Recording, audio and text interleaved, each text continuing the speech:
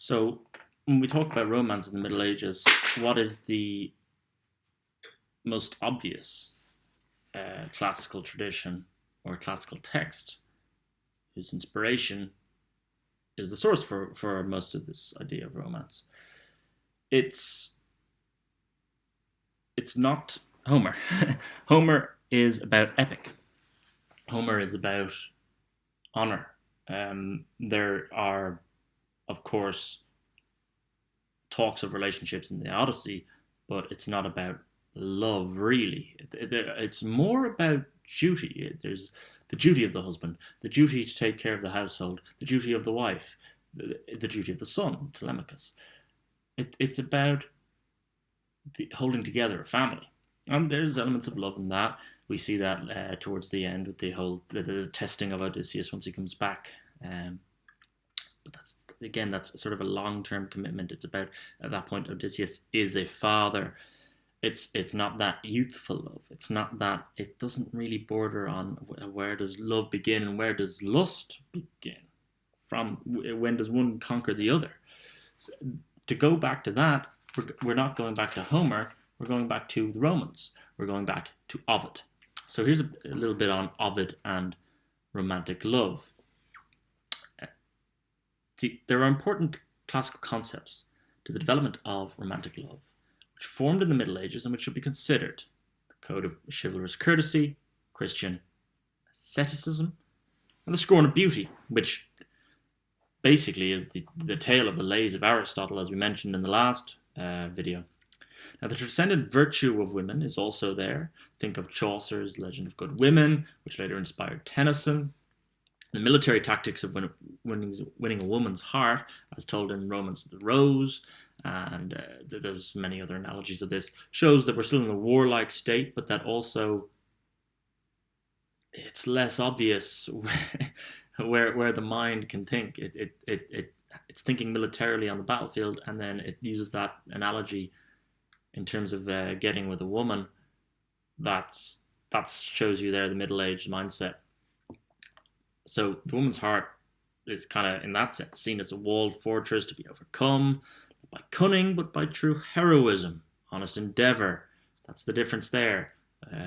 Perhaps that's a difference that Odysseus shows. He's cunning on the battlefield, and he's cunning in terms of how he comes back to the suitors at the end of the Odyssey. But there's no cunning when he's trying to get with Penelope. So the ideal of romantic love has had a long formation. We think of ones that stem to mind as being classic cases are Shakespeare's Romeo and Juliet, Wagner's Tristan and Isolde, and then in parody form, the ramblings of Don Quixote. But the antithesis to the trope also emerged in the same country that the romance and the original trope emerged itself, France. Much later, of course, but we begin to see it once industrialization sets in, once a new mindset sets in. 19th century, Flaubert's Madame Bovary eventually finds its denouement, this anti-trope finds its denouement with Sartre's Nausea, and a lot of mid-20th century literary writings can, and I think should actually be seen as the apex of the anti-trope. Perhaps late 60s, early 70s. It's often said that America splits at the bicentenary in terms of economics, in terms of well-being of the middle class, the rise of the middle class. Then we have a bifurcation. If we think of that similarly literarily, that bicentenary of America in 1976, or a little bit before it, the years leading up to it, it's the culmination of an anti-trope in Western literature. We're seeing that being lived out now, but it's not really at the intellectual level any more prevalent now than it was before. It's just being scattered out to the wider reaches of society. So it's interesting to think of that the anti-trope begins in the industrial era of Madame Bovary in France, the same place the actual genuine trope of romance began, and then heads to Sartre's Nausea. But aside from that, we need to before we can confidently talk about that progress of literature, we need to understand the emergence of the trope And the emergence of the trope relies on Ovid. So Ovid's style, it's light, supple, it's amorous. He's cynical to love, but then also endowed with a fascination of it. And it's something that he lent himself to most of the French Latin writers of the Middle Ages. Ovid, so something on Ovid, born in 43 BC, rose to quick fame through his love poems, namely in The Art of Love, which eventually contributed to his involvement and disgrace from the court of Augustus. Some involvement with his granddaughter Julia. I think the details are a bit vague, but he was exiled into what is now Constanta in Romania, and it's there that he penned what's known as his magnum opus, the Metamorphoses, which most Metamorphoses contain many small tales, usually culminating in some sort of changing of a character to an animal, and he tries to put it all together in a long chain or in the epic mold. It's written in dactylic hexameter in the epic meter, same as Virgil's. But interestingly, most of these transformations, whether it be into a nightingale if you're Philomela, or whether it be even Io to the bull, a lot of them have to do with sex, and a lot of them have to do with sexual desire, and Ovid doesn't shy away from that. Now, we have to understand that Ovid is actually genuinely a great poet. Dante ranks him amongst Homer, Horace, and Virgil, and Lucan, interestingly, in the hierarchy of ancient poets. And his influence on medieval writing can be seen in the Romantic tales, where we get Abelard and Eloise. Peter Abelard is the master of Notre Dame at the time. Revelation of his love for Eloise. We're talking about around 1100, early 1110s, 20s. He was castrated for his love for Eloise and silenced. This whole tale is very Ovidian, and he professed his love to Eloise by quoting Ovid, with the quote, I believe, "We yearn for the forbidden and desire the denied." This is the sort of enticement, and it's double pronged because you have the enticement and then you have the reaction against the enticement. This is very Ovidian, so the impact of Ovid on the ways of life of the people of the Middle Ages was quite pronounced. Eloise, in turn, responded with lines from the Arts of Love as well. So it was well known amongst these circles, amongst these literary circles or ecclesiastical circles as well, as, okay, he's a great poet, but the whole idea of it in which he portrays sexual desire was very problematic to the church. But that didn't stop it from being quite popular. And there's translations by Chrétien de Troyes, his famous originator of the character of Lancelot. And thus, not only is Ovid critical to the emergence of the French romance and the works, which will be outlined later, we also can't underestimate the effect Ovid had and the insertion of Lancelot into the Arthurian legends. Now, we said the Arthurian legends are separate to the classical tradition, but Chrétien de Troyes translated Ovid and is also the originator of Lancelot. So is it surprising that Lancelot, gets involved in the love triangle there with Guinevere and Arthur? Probably not. Now, we talk about Ovid as if he's someone who was ground zero for this idea of, sexual desire, sort of forbidden love angle.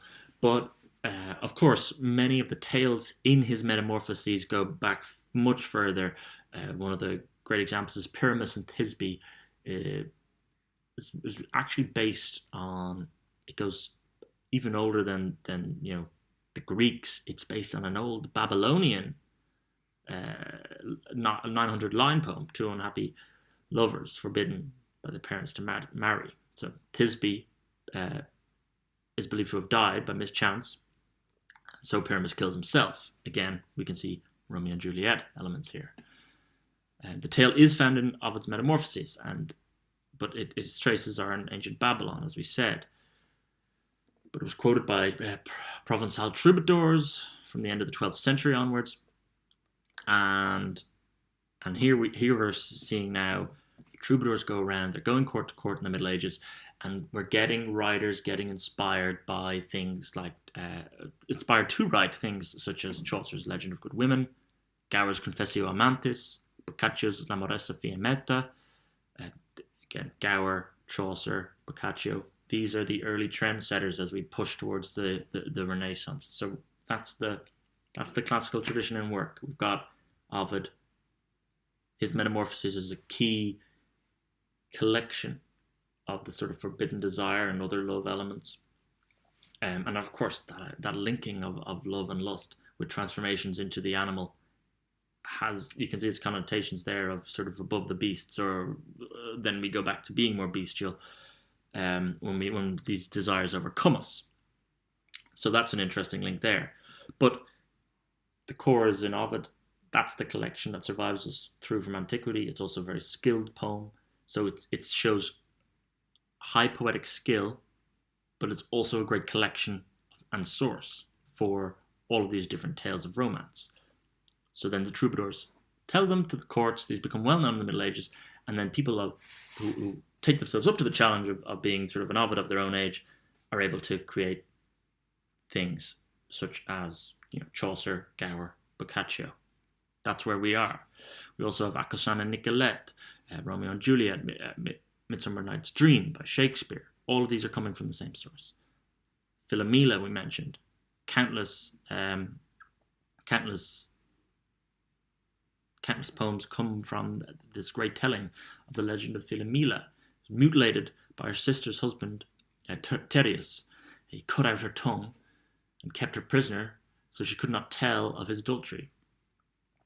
Now, but she wove her story into a tapestry and then sent it to her sister Procne.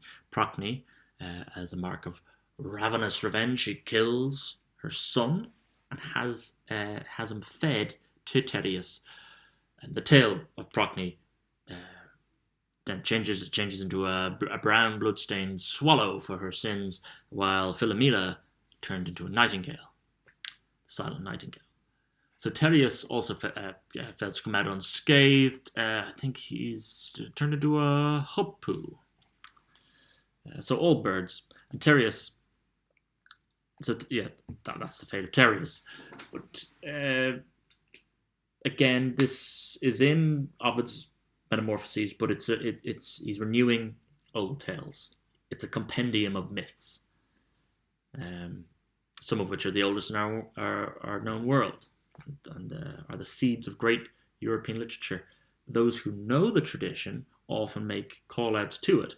Shakespeare's Titus Andronicus is a direct call-out to the Philomela plotline.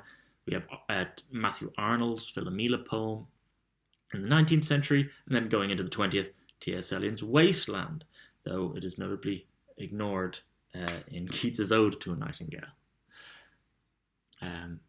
Again, romance possibly is a rebellion there against the classical tradition, so Keats does not bring it up. So the flourishing of Ovid is confirmed with the Flamenca poem of 1234, so High Middle Ages, that includes a list of well-known stories and minstrels are expected to sing. This is again going around the court system, the Provençals. So there's Christian chivalry, of course, are in there, but they're heavily outweighed by Ovid and Greco-Roman mythos, and it's in that case because he had that sexual desire element to it, because he twinned love with a great tapestry of myths that were available outside the Bible. It was a source that singers liked to go to, and it really kept the classical tradition alive. The best Middle Ages work that takes Ovid as its inspiration and tries to create something along the lines of maybe his Art of Love, woven into that idea of woman as fortress, to be sort of overcome by military tactics in its own way, is The Romance of the Rose. The Romance of the Rose, along with Canterbury Tales and Dante's Divine Comedy, are the three most important works of the Middle Ages. And so when you think of Romance of the Rose, you should be thinking that it comes from this culmination of Ovid's Metamorphoses. So the Romance of the Rose, it begun to be written by Guillaume de Lorisse and then finished by Jean de Meun. Most of the lines, I believe, are by Jean de Meun.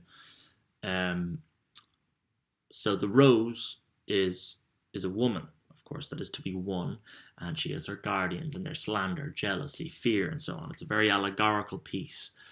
And it's really under the latter half of de Meun's work that it comes into its own. It becomes less sort of templatey, and de Meun is actually quite a good author, though I've only ever read a translation, to be fair. But it has a dream sequence in it, like the classical rendition of Cicero's Dream of Scipio, where Cicero himself is being Roman, goes back to the Greeks and is taking Platonic dream ideals into his own works. And so we have other elements. It's not just Ovidian of classical getting fused into the Romance of the Rose, but it's a bit mixed. I think Lorisse at one point calls out Macrobius to be the originer of a quote that should be from Cicero. So it's not perfect. Again, pre-Renaissance here, pre the genuine emergence of understanding the classical scholarship and the idea of the scholarly system based on the classics rather than Middle Ages were still very much in an ecclesiastical scholarly system. But the rose, then, the representations of the rose, it has four aspects of womanhood in the Christian augmentation: wisdom, state of grace, the Virgin Mary, and hence the virtue of innocence and chastity, and then this idea of woman as the supreme good. That's what the rose is in the Romance of the Rose. It's not Phyllis from the Lays of Aristotle. It's not corruption. It's all of the good elements of womanhood: wisdom, grace, innocence, and chastity, and then this sort of more abstract idea of the supreme good, that man can fall, but that woman can bring out the supreme good in him. So the tower in which the woman sort of in this fortress is man's endeavor to reach the woman and to reach these traits.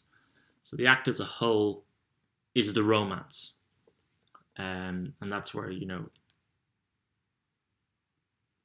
a romance can also mean sort of an adventure, sort of great telling, something to be achieved, and it kind of comes from these sort of allegories that existed in the Middle Ages. It's ultimately a non-classical tension between physical desire and spiritual adoration. We've seen with Ovid, and in the particularly pre-Christian classical tradition, that tension is not really there as much. It's very much a Christian trait, and very much drops it in the Middle Ages, or at least in a Catholic worldview. We do see a little bit with Prudentius around 400 AD in late Rome. His Psychomachia or soul battle has elements of this idea that physical desire and spiritual attainment are at odds with each other, but it's not high classical. But what is in the Romance of the Rose is the broader habit of using examples of history and myth to illustrate a moral lesson. Can be considered classical, however. It's found in Homer, it's found in Juvenal. Look at Xerxes' doomed pride in Herodotus, Alexander's boundless ambition. All of those sources are still there. A more conscious inspiration in Le Roman or the Romance of Rose, is Boethius' Lady Philosophy, who is a source of the poem's figure of reason. And Boethius' writings would have found Jean de Meun and Boethius' Latin imitator Alain de Lille in his work De Plunctud Naturae and Anticlaudianus. So, but apart from Prudentius and Boethius, of course, we inevitably find Ovid. Think of the following quotes. This, the Romance of the Rose, does the whole art of love enclose. He even calls out Ovid there in his art of love.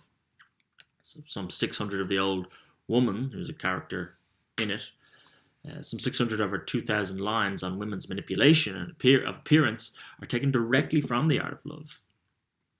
Although you brought the muses with you, Homer, but took no gifts, you'd soon be shown the door.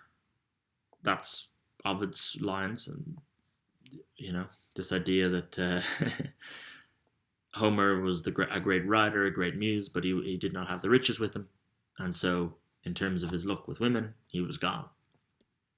And so Jean de Meun has his own equivalent of that, which reads, "To love a poor man she won't care, since a poor man is nothing worth. And were he Ovid or Homer's self, she wouldn't care 2 pins for him." So there we see in Ovid's, he only calls out Homer, but now Jean de Meun is trying to call out both Ovid and Homer. So Ovid is right in there with the classical tradition now, we can see. So Le Roman de la Rose, it differs significantly from Ovid in its attempts to approach love from a higher philosophical view. It's got too much of sort of a Christianity in it, a Middle Ages in it. Ovid is almost mischievous, devious. He enjoys it. He has a certain revelry of going into this desirous, bestial parts of man. And he also thinks he's very, very clever in doing so. A lot of times it comes across. But the Romance of the Rose kind of, it knows that man has these aspects, but it tries to stand away from it a little bit. Or, perhaps more accurately, tries to stand above it. So we see that there's traces of that carries forward past the Middle Ages, past the Romance of the Rose in other works of Western literature. Medieval love is also, of course, in there with Dante, and it's in there in many French approaches afterwards. This acquisition of the passions, amorous analysis, in another idea, that idea of being removed from it a bit more. That's there in Corneille, that's there in Racine, and it's there in Stendhal, and it's there in Proust. Now, the work Romance of the Rose, though, was remarkably popular, and it was turned to prose by Molinet in 1483, so very late Middle Ages to Proto-Renaissance, or certainly Renaissance in Italy was coming up at that time. Christian de Pisan in 1399 reproached it for its unchivalrous attitude to womanhood. And Jean Garçon, Chancellor of Notre Dame, described the Romance of the Rose as a work of chaos and Babylonian confusion. Again, we have there the legacy of Abelard and Eloise, this idea that the church is in conflict with the Ovidian sense of romance. So the Romance of the Rose is a stir of excitement as well as a vital work. It was controversial in its time, in some ways similar to the idea of maybe a Lady Chatterley's lover becoming controversial in the 20th century. But it's important to mark it out as the apex of the Middle Age courtship coming into contact with Ovidian and pagan art of love. Okay, so that's it for now.